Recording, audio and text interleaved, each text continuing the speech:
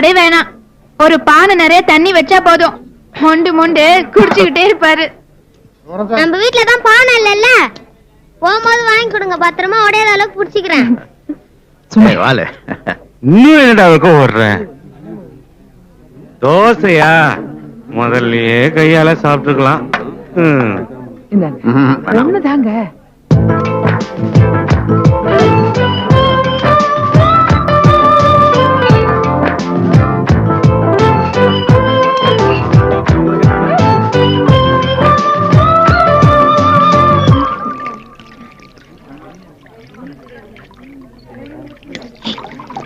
அவர் பாக்கெட்ல உள்ள இட்லி எடுத்து வெளியே போட சொல்லு.